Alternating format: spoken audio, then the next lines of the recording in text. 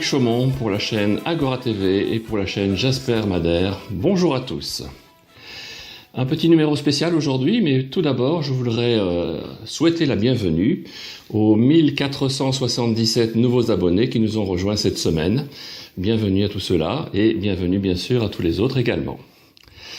Alors aujourd'hui c'est un petit peu particulier puisque je vais avoir le plaisir d'accueillir le docteur Talschaler, docteur Christian Talschaler, que j'ai déjà eu l'occasion de voir et qu'on ne présente plus, mais il se présentera après. Et puis surtout le professeur Jean-Bernard Fourtillan, qu'on voit déjà depuis plus de 9 vidéos, et on parle pas mal de vaccins, et aussi la fonction du vaccin. Est-ce que ce vaccin est-il le bienvenu? Est-ce qu'il a une fonction réelle? Et on va parler également du virus, dont on parle également depuis 9 vidéos. Aujourd'hui, la vérité sur tous les vaccins.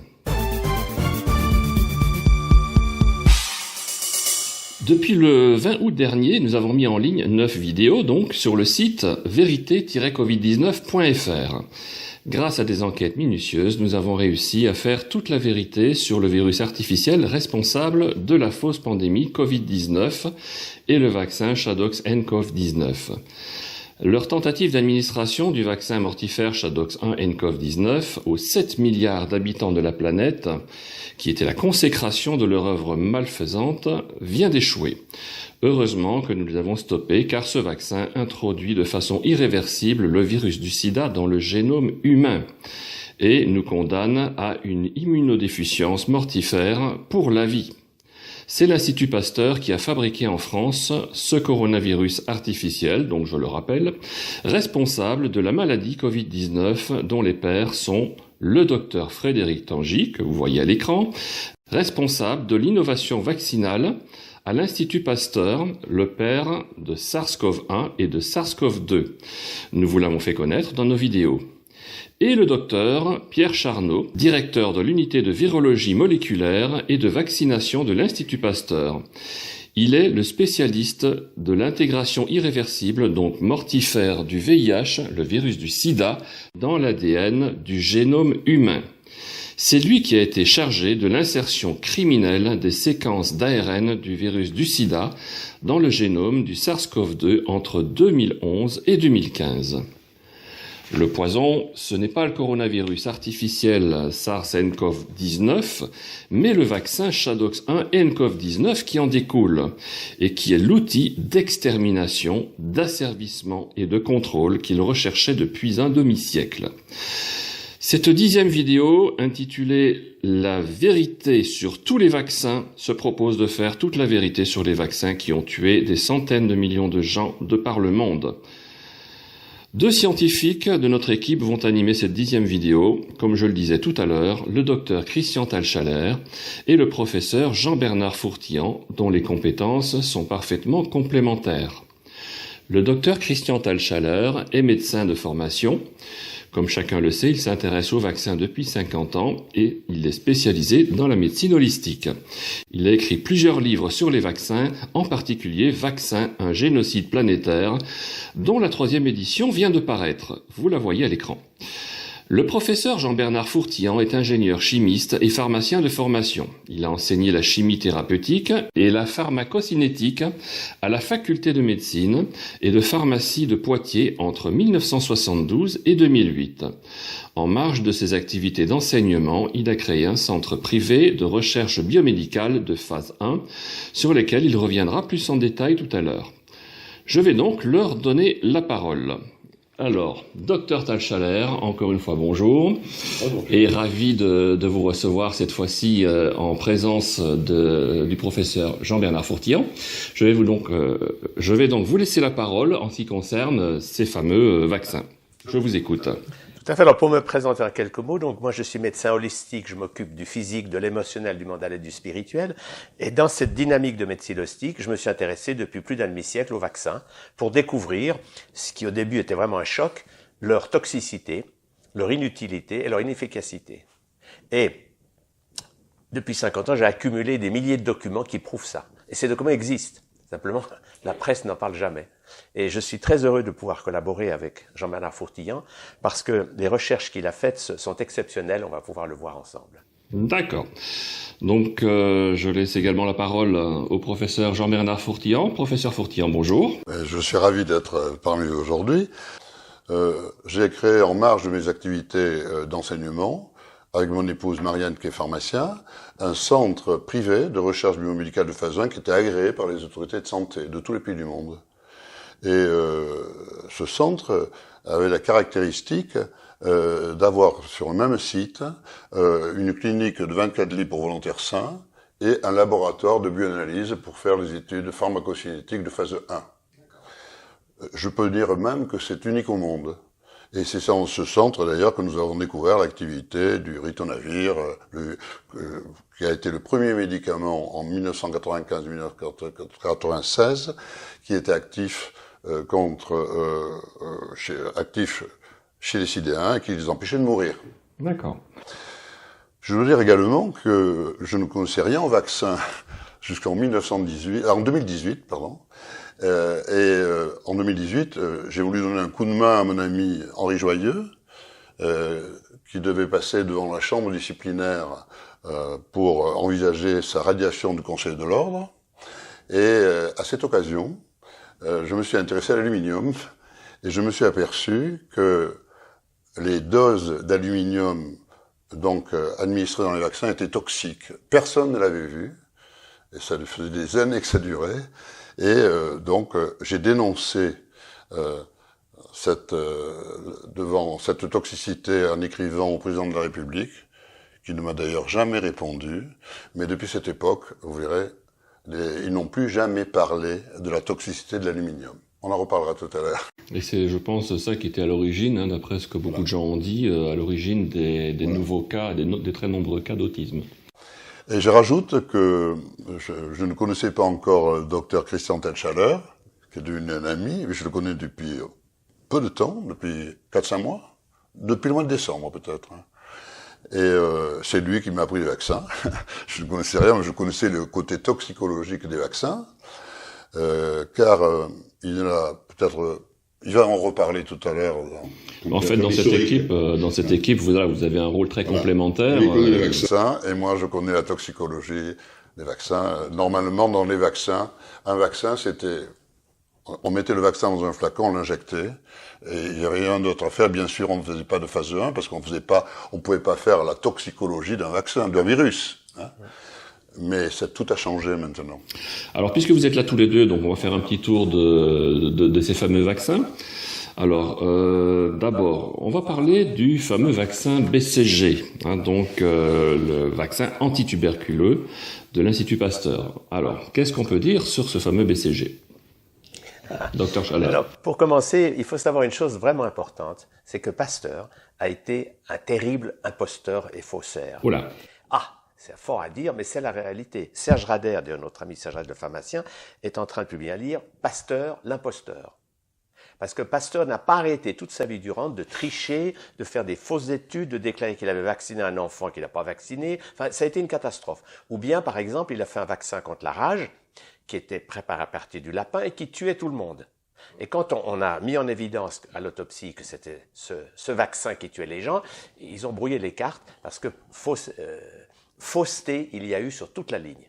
Et c'est important de le savoir parce que finalement, Pasteur, l'erreur fondamentale qu'il a faite, c'est de croire que les virus et les bactéries nous attaquent de l'extérieur. Alors que la réalité, c'est que nous avons tout en nous. Nous avons plus de virus et de bactéries que de cellules. Et croire que le méchant virus, la méchante bactérie va nous attaquer, c'était l'illusion pasteurienne. Et malheureusement, on n'en est pas encore tout à fait sorti. Parce que la clé, c'est de comprendre que la guérison va toujours venir. La clé, c'est de comprendre que la guérison vient toujours de l'intérieur. C'est le corps qui l'a fait, avec sa sagesse et sa force. Et c'est pas un traitement chimique ni un vaccin qui va nous sauver la vie. C'est pas naturel, de toute façon. Donc, quelque chose à ajouter sur le BCG ? Oui, tout simplement, effectivement, sans adjuvant ou produits toxiques, les vaccins n'ont jamais marché. Quand ils ont voulu faire fonctionner le vaccin contre l'hépatite B, sans l'adjuvant aluminium ou le thymérosal, ça ne marchait pas. Alors, le BCG, ce qui est intéressant dans son histoire, c'est qu'il a été mis en évidence par la France, là c'est l'Institut Pasteur, et qu'il y a certains pays qui ont vu que c'était un vaccin qui marchait pas du tout, qui l'ont même interdit. Alors il était obligatoire en France et interdit dans d'autres pays, ce qui montre que la politique n'est pas pareille. Et il y a un très beau livre là-dessus qui s'appelle La faillite du BCG de Marcel Ferrus. C'est une très belle histoire. C'est un professeur de pédiatrie qui au début était pro-vaccin, puis peu à peu en étudiant, il s'est rendu compte que les études étaient truquées, enfin bref, et il écrit La faillite du BCG. C'est un vaccin qui a fait beaucoup de dégâts. Les gens n'en sont pas conscients, mais les vaccins sont toxiques. Je veux rajouter simplement quelque chose, peut-être que Christian Telcher a déjà dit, mais j'ai une fille médecin qui a fait médecine, elle est rentrée en médecine en 2003, à l'époque le BCG était obligatoire, et maintenant il n'est plus obligatoire depuis 2007. D'accord. Alors parlons d'un vaccin qui est d'ailleurs assez actuel, puisqu'on en parle pas mal, tout le monde se l'est arraché dans les pharmacies, on n'en trouve plus. Le vaccin contre la grippe, Dr Schaller, qu'est-ce qu'on va pouvoir dire sur cette merveille ?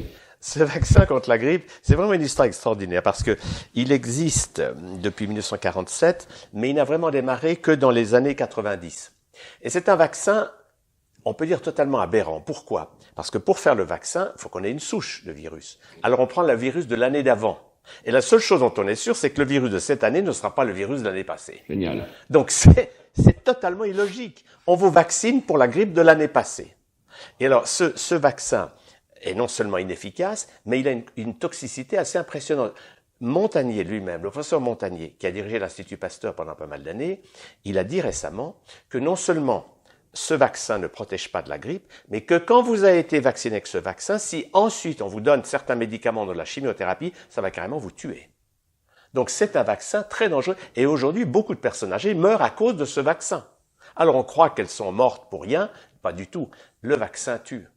Ah oui, en plus, je comprends mieux maintenant que certaines personnes vaccinées attrapent la grippe. Tout à fait. Donc là, c'est vrai que c'est quand même une aberration. Comment est-ce qu'on peut analyser cet engouement maintenant pour le vaccin ? C'est quand même terrible. C'est la peur. Le seul virus qui tue aujourd'hui, c'est la peur. C'est le virus de la peur. Parce que les virus ne sont pas des agresseurs qu'il faut tuer à tout prix avec de la chimie ou prendre des vaccins. Et alors, cette peur de la grippe fait que les gens se vaccinent parce qu'on leur dit de se vacciner. Mais malheureusement, s'ils étudiaient la chose un peu plus à tête reposée, ils verraient la non-utilité et la toxicité de ce vaccin. Bien sûr. Professeur Fourtillan, quelque chose à ajouter ? Comme vous allez le voir, justement, le virus de la peur, c'est le virus de la peur. Le virus de la peur, c'est le virus SHA-DOX1-nCoV-19, comme on va le voir tout à l'heure. Oui. Eh bien, on va passer donc à la suite de cette tournée vaccin, le vaccin DTP, c'est-à-dire diphtérie, tétanos, poliomyélite. Qu'est-ce qu'on peut en dire sur ce vaccin ? Alors, il y a des choses à dire. Par exemple, la diphtérie, c'est une maladie qui a pratiquement disparu. Donc, vacciner des enfants aujourd'hui contre une maladie du siècle passé, c'est un peu comme si on voulait les vacciner contre les coups de sabot des chevaux des carrosses. Ah, ça n'a pas de sens. Il y a plus ça. Le tétanos est un vaccin abracadabrant parce qu'on a toutes les preuves aujourd'hui que ce vaccin n'a jamais pu agir parce qu'il peut pas aller là où ça se passe. N'est-ce pas? Bon.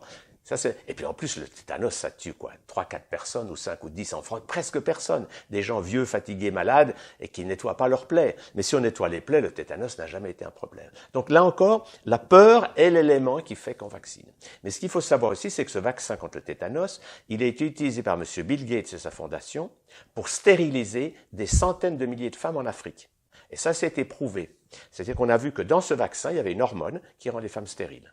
Donc le but, c'était clairement un contrôle de la démographie. Exactement. D'accord. Et ça, les gens doivent le savoir, parce que c'est quand même impressionnant qu'on ait pu utiliser un vaccin dans un but eugénique, c'est-à-dire de destruction ou de stérilisation. C'est monstrueux, monstrueux. Professeur ? J'ajoute tout simplement que dans le dernier vaccin sur le tétanos, à une seule valence, ils le font maintenant avec de l'hydroxyde d'aluminium à des doses mortelles. Il faut rappeler qu'en 2008, le vaccin DT polio de Mérieux Pasteur a été retiré de la vente.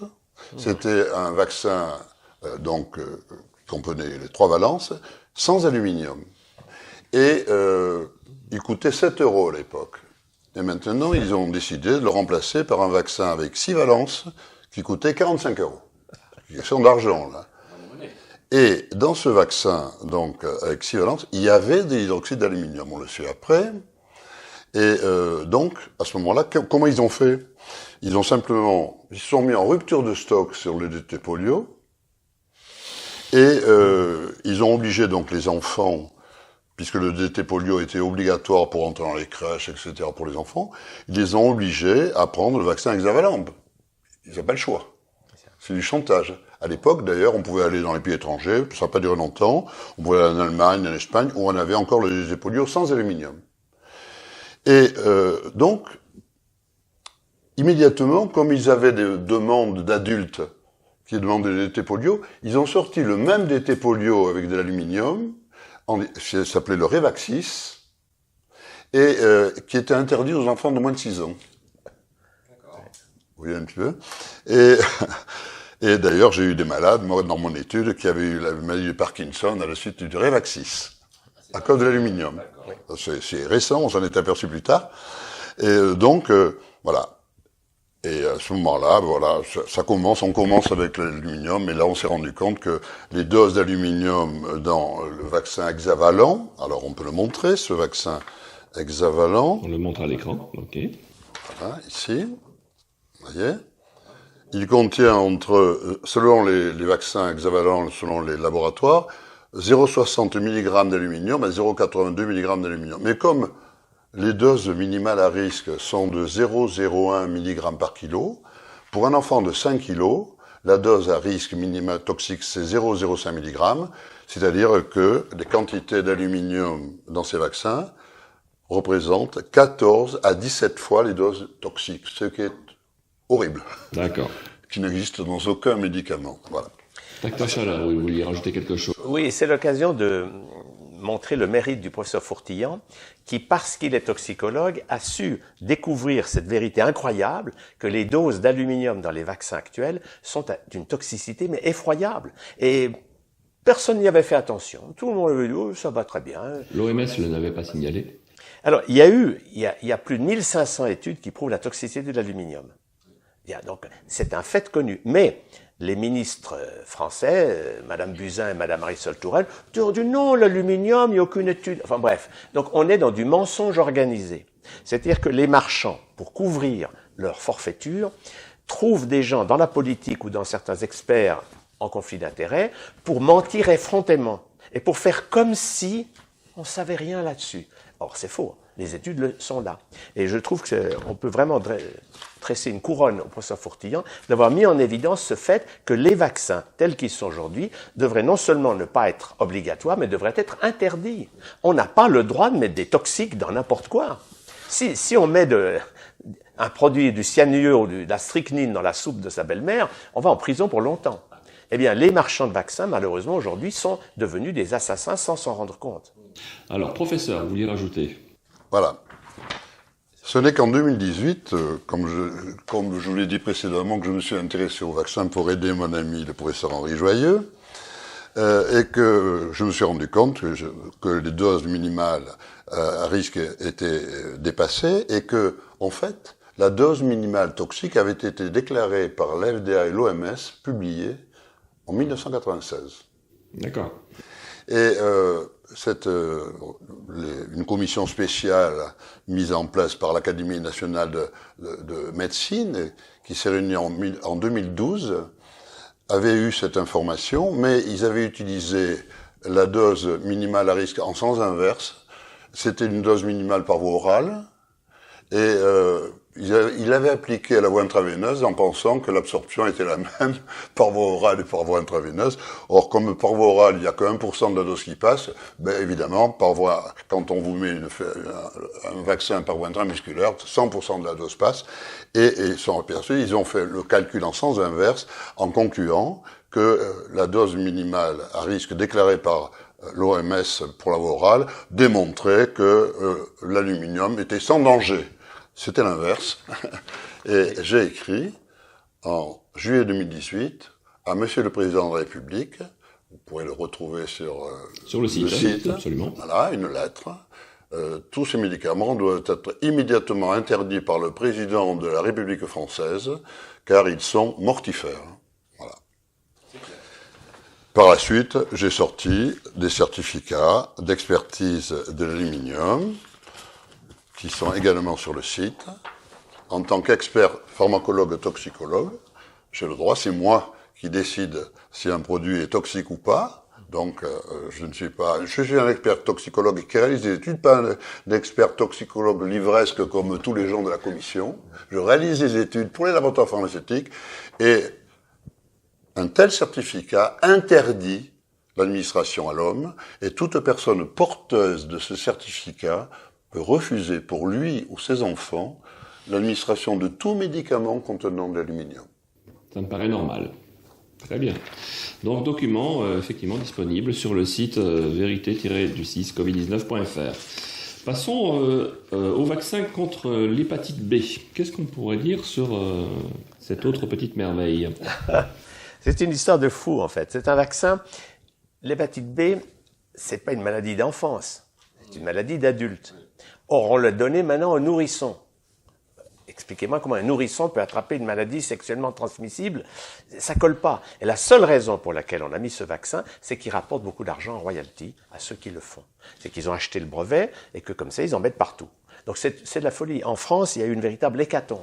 Parce que le vaccin a été préconisé pour tout le personnel de santé et ça a donné une épidémie de sclérose en plaques gravissime, qui a été dénoncé par des experts comme Marc Girard, et ça a été tellement dramatique, il y a eu tellement de cas de sclérose en plaques dus à l'aluminium de ce vaccin hépatite B, que Kouchner a dû faire une loi pour arrêter l'obligation vaccinale. Mais l'histoire des vaccins, c'est ça qui est incroyable, c'est que vraiment, ça fait des dégâts inimaginables. C'est comme si les guerres du passé à côté, c'est presque... Et ça, on s'en rend pas compte. Parce que personne n'en parle. Oui, évidemment. Professeur Fourtillan, vous souhaitiez rajouter quelque chose concernant l'hépatite B? Je vais en rajouter une couche, si on peut dire. Voilà. Vous savez que je me suis rendu compte de ça en 2018, hein, c'est tout à fait par hasard. Heureusement que je l'ai fait, parce que sinon, je crois que tous les vaccins seraient passés, on s'en serait jamais rendu compte. Et à cette époque, c'était en juillet 2018, j'ai écrit au président de la République, j'ai envoyé une lettre en disant qu'il fallait tout arrêter le massacre. Et je n'ai pas eu de réponse, mais depuis cette époque, l'industrie pharmaceutique, les académies ne parlent plus jamais de l'aluminium. Je vous montrerai que le syndicat de l'industrie pharmaceutique, qui réunit les entreprises du médicament en France, le LEM, avait publié un document dans lequel l'aluminium ne risquait rien. Bien sûr, ils ne connaissaient pas cette dose toxique ou l'ignoraient. Également, le LEM se targuait donc en mars 2018 de faire de la France la référence pour européenne de la politique vaccinale. Donc, et ils avaient 200 projets de vaccins. Ils ont de l'ambition. Hein. Voilà. Et le président du LEM, vous voyez, la France est la référence pour des vaccins. Voilà. Le président du LEM. Depuis, il n'en parle plus, voilà. Et chaque fois que j'ai parlé de ça, il n'en parlait plus, parce qu'à l'époque, ils avaient déjà préparé le Covid-19. Bon, c'est très appétissant tout ça, avec tous ces vaccins. Alors, on parle de l'aluminium, mais il y a d'autres petites choses dans les vaccins qui ne sont quand même pas très recommandables, hein, comme par exemple le thymérosal, on en a déjà parlé dans certaines vidéos. Qu'est-ce qu'on peut dire, Dr Chalard, sur ce fameux thymérosal? C'est donc du mercure et c'est très toxique. Et ça a tué beaucoup de gens. Et si vous voulez le voir, le mieux c'est d'avoir le film Vaxed 1. Vaxed VAXXD numéro 1. Et on voit en image vraiment tous ces parents qui avaient un enfant en parfaite santé et qui a pris un vaccin à cause du mercure qu'il contient. L'enfant est ou tué ou autiste, enfin c'est une catastrophe. Et c'est une catastrophe dont ce film permet de prendre conscience. C'est vraiment passionnant de prendre ces images, parce que l'image a un impact qu'on n'a pas avec l'écrit. Quand on met ça dans un livre, qu'un enfant a été bousillé par un vaccin, bon, c'est écrit. Mais quand vous voyez ça à l'image. Et ce film, je pense, tous les gens qui disent les vaccins, il n'y a pas de problème, il faut leur dire, regarde ce film et dis-moi ce que tu en penses. Faut pas lui faire, faut pas entrer dans des conflits.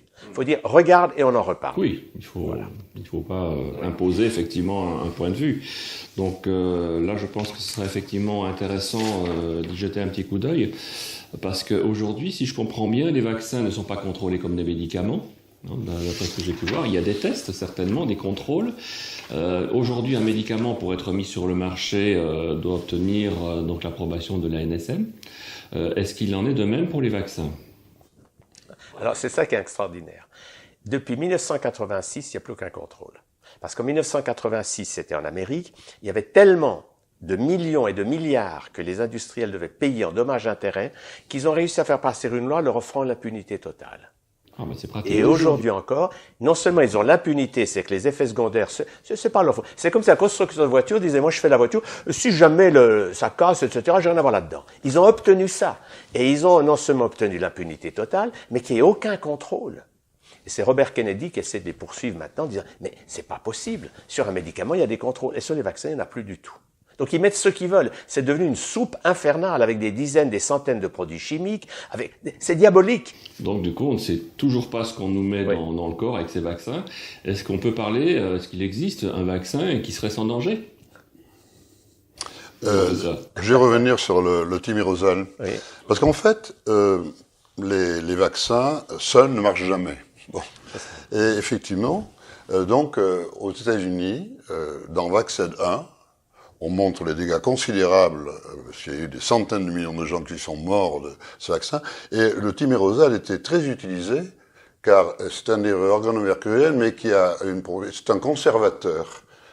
Et les vaccins, il y a des tas de choses, et c'est un milieu de culture, donc il faut mettre des désinfectants, pas des antibiotiques, c'est pas suffisant, il faut mettre des produits qui désinfectent, qui tuent, qui sont des agents de conservation. Mais il se trouve que le thimerosal est un conservateur, mais c'est un produit extrêmement toxique.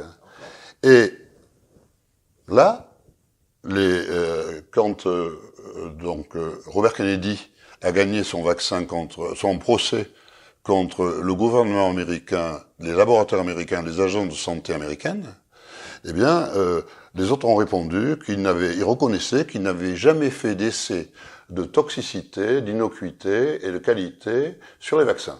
Effectivement, un vaccin, si on utilise un vaccin naturel, comme le faisait Pasteur à l'époque, il n'y a pas d'étude à faire. C'est pour ça que l'ANSM, normalement, n'a pas de demande de phase 1, puisqu'il n'y a que le vaccin. C'est plus tout ça. Maintenant, il y a des produits comme le thimerosal, et quand on s'était intéressé au thimerosal, je m'y suis intéressé à la suite de l'aluminium, parce que je ne m'intéressais pas au vaccin. J'ai eu la surprise de savoir que le thimerosal était utilisé énormément par les laboratoires américains, dans les vaccins américains. La plupart des vaccins en contenaient. Il y a même des vaccins français qui en contenaient, comme conservateur. Et le thimerosal, c'est le produit le plus toxique qu'on ait jamais vu. Il était dans la catégorie, avait la tête de mort, la catégorie T+4. C'est aussi toxique et mortel que le cyanure et la strychnine.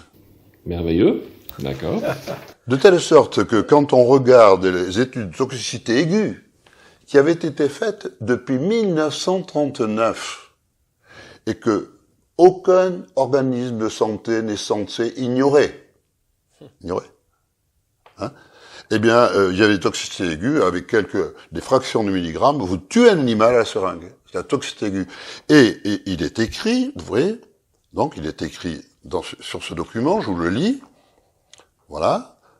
Le thimerosal est classé dans les produits qui, par ingestion, pénétration cutanée ou systémique en petite quantité, entraînent la mort ou des effets aigus ou chroniques, entre parenthèses, par exposition unique répétée ou prolongée. C'est-à-dire qu'on ne peut même pas l'appliquer sur la peau. C'est interdit.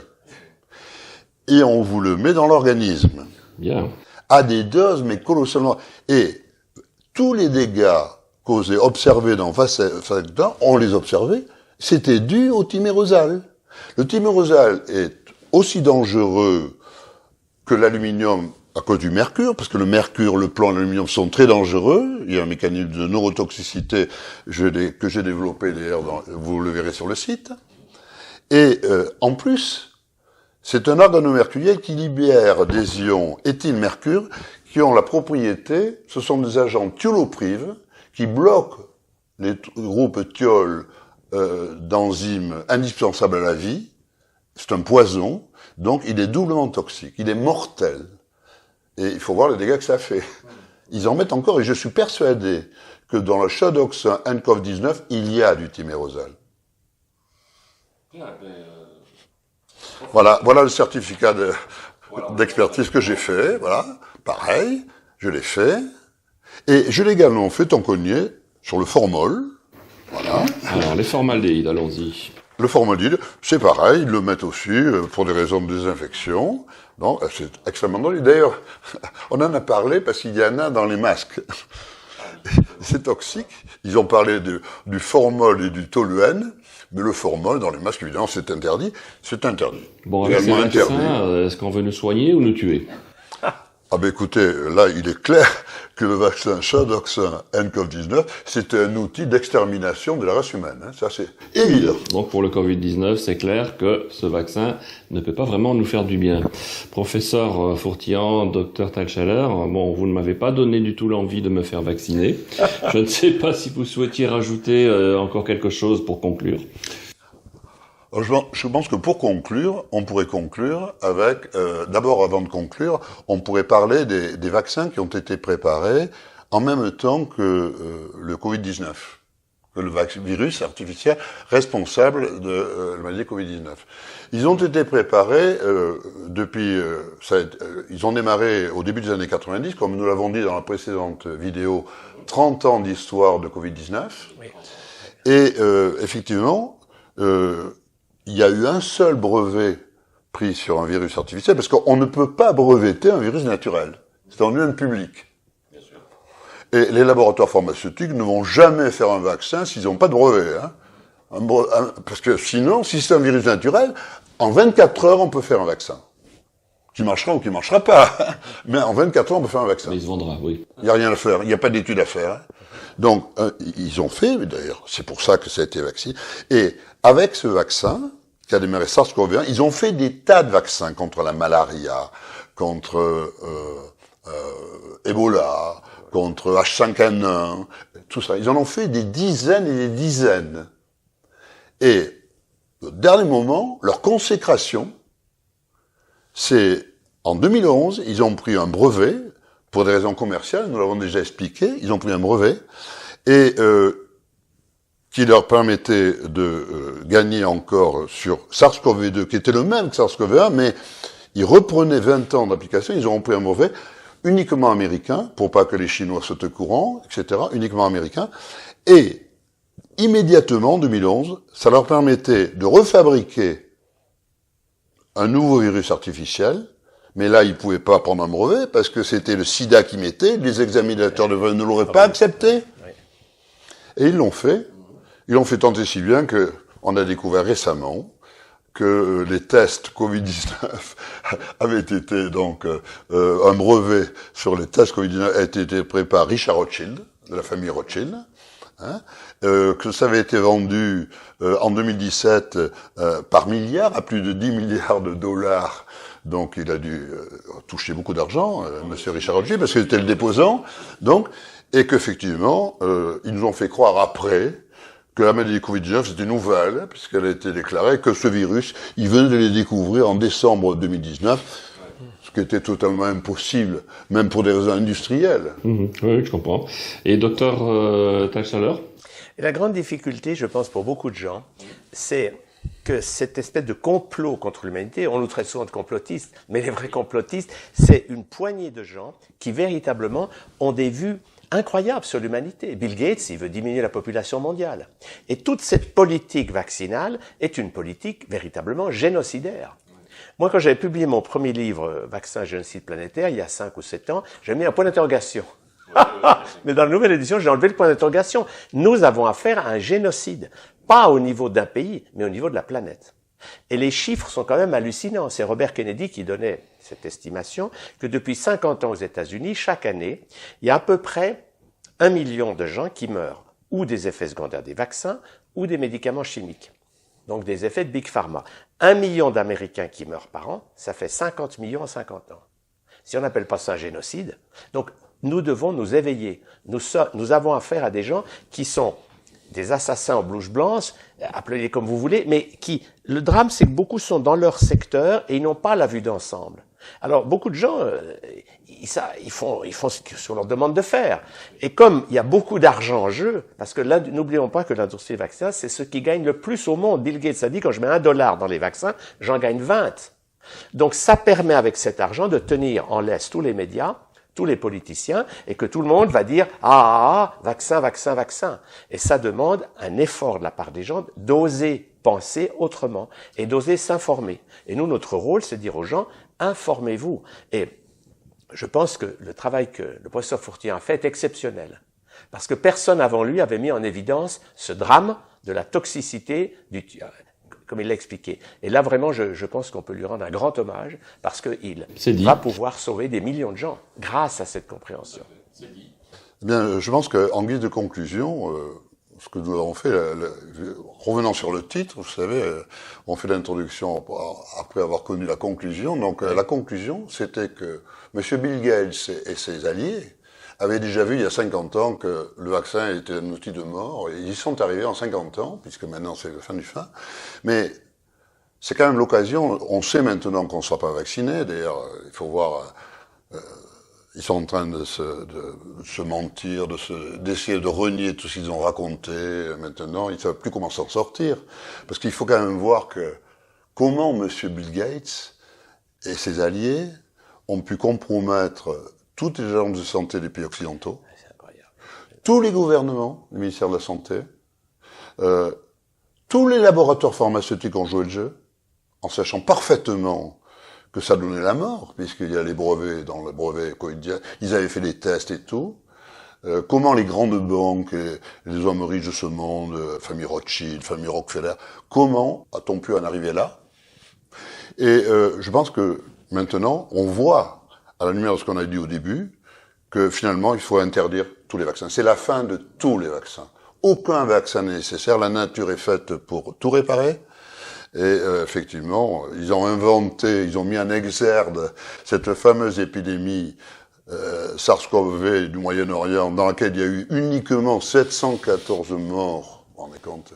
Ils l'avaient mise en épingle, mais ils avaient prévu de la mettre en épingle 10 ans avant, quand ils ont préparé le SARS-CoV-1.